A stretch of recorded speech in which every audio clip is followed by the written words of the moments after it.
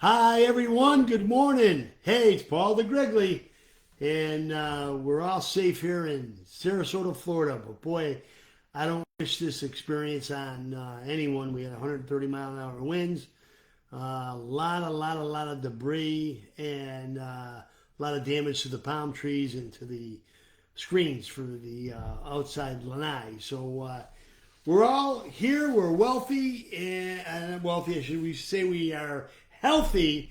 Well, we're wealthy too. We can say that. You guys are all wealthy out there. I know you are. You just got it all put away, packed away, I guess. So, but anyway, we still have struggles and fights and setbacks and obstacles and defeats, and we just keep chipping away and moving forward. That's what it's all about. And but this is part two of the 10 leadership lessons. And today we're going to talk about number one. We're going to talk about inspire through compelling vision. Okay, that's really important. Number two, forge toughness and tenacity. I think that's crucial when it comes to when you really lay down the law. When it comes to the culture. Okay, and then number three, instill ownership and responsibility for everyone. That's just not yourself, and that's really got the key. You know, we are going to have people that are in and out. We're going to let people go. People are going to stay. People got other reasons for leaving. And there's nothing wrong with that. Believe me, there's nothing wrong with that. As long as you're prepared and you understand. And some of us do, some of us don't have training in place. But if you don't have training in place, then you do have the resources along the way. But, you know, one of the great things I got to tell you about my IT person, Devin, he'll jump into anything. He'll dive into anything, even if he's not familiar with it.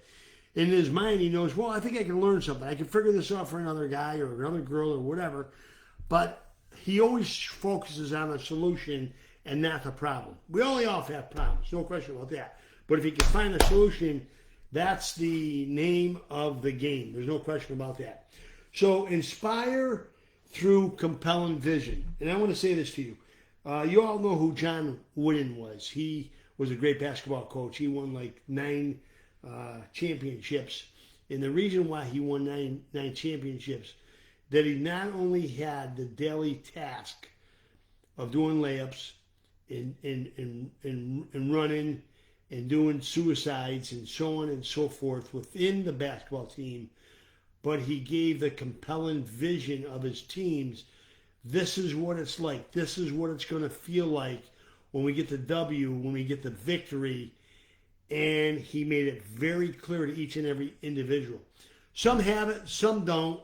Some you can work with, some you can't work with. Someone's could have a different mindset as well. But the most important thing is not only know what it takes for the fundamentals to get from point A to point B, but what is the big vision? And, you know, that's one of the things that I try to do within my organization. I try to give people the vision and understand what the rewards could be in the outcome. A lot of people think, and you all know this, whatever business that you're in, whether you're in the hair industry, whether in the electrical contracting, the plumbing, the heating, you work for a manufacturing company, whatever it might be, there's going to be an outcome, there's going to be a vision. If you understand the vision, then it changes things drastically. And it's all about leadership. If you got good leadership, stay right where you are because they have a plan for you. And I can tell you this, you're just not a number. A lot of people think, well, I'm young, I can move on, I got issues, I got personal problems, I got this, I got that. But they don't think about the long-term ramifications of a good leader and a good organization. And that's really important because everybody thinks the grass is green around the other side. And that's only if you don't have good leadership and you don't have good follow-through. Forge tough times and tenacity. What does that mean? Winners never quit and quitters never win. And I'm going to say this to you. I've had more fights and struggles and obstacles and defeats and disappointments than you can even imagine. But the key is you got to learn from those mistakes. And the other thing is having the right people you're surrounded by. You're not going to have 50 people. You might have 2, 3, 4, 5, 6, 7, 8, maybe 10 good people that you're surrounded by. Do you understand? And you as a leader should understand that you don't have all the answers and you're not perfect, and you learn from masters, the best of the best of the best. Very seldom do I challenge my IT guy or Stephanie, my director, because I let her try to figure it out. And usually they do figure it out, and then they'll come back and they'll say, Paul, well, what about this? What if we try this? Or what if we try that? And then I'll add my 2 cents into it. But I'll never sit there and say, wait a minute. You're all wrong. It doesn't work that way. Let's think about this. And what you're really doing is you're putting down the individual, and you're not giving them or allowing them the ability to really think for themselves, strategically think, and what is the answer. I don't care who you are. We all want the better things in life. We all want to excel. And you learn from the older people, the people that are on their way back. That's what you gravitate towards. You listen, you understand. It's a different generation. Yes, I understand. Every year, every month, every 2 years, every 3, things change. And you got to change with the environment. You're not going to be always quicker, better, faster than anything else. You know, and especially when it comes to social media, the social media platform, it's amazing how that's changing everything. It's just incredible. All right, let's do the last one, which is instill ownership and responsibility in everything. You know, one of the things I have to say is that there's something in it for everybody. I don't care who you are, where you are. If you can make them part of who you are, where you're going, the direction that you want to go, because they will carry on your legacy. They will do things a little bit differently, better than you. There's certain fundamentals that you certainly do. There's no question about that. But in most cases, you know, you don't want them to have the suffering or the pain, and you want to create decades into days and help them succeed as you move along. Every speaker, every motivational speaker, every person that's on an educational level, they want to help you. Some of them are there just to sell their product or sell this or sell that, or we can do this. Oh, that's a great idea. We're going to be a millionaire. Well, that doesn't happen overnight.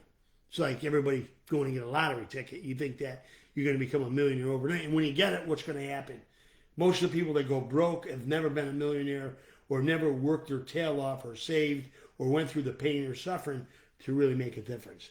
So there you have it. When you talk about you want to, the 10 leadership lessons, Series 2, you want to inspire through compelling vision. I gave you some bullet points on that. Forge toughness and tenacity. Go easy. Be gentle. Be caring. Be loving. Try to be understanding. Are you going to get that through to everybody? No. They were brought up a little bit differently than you. 99% of the people are going to emulate or model how they got brought up to. And then you're going to instill ownership and responsibility with each and every individual. Show them the light. Let them know that there's a light at the end of the tunnel, and it's got to work for everybody. Okay? All right. Well, listen, thanks for listening. Greatly appreciate you. Next week, part 3 of lessons, 10 leadership lessons for everybody that they can work on. And like I said, if you can pull away from 10% of it or 1% of it, it's the name of the game. And they're short and sweet. So share it with whoever you can. Share it with as many people as possible. Help them succeed. Help them go to a different level. And that's the key. One of the things I've learned here in Florida is when we did have hurricane, everybody in my neighborhood pulled together. There were some people that even pulled together outside of the neighborhood. But nobody wants you to get hurt.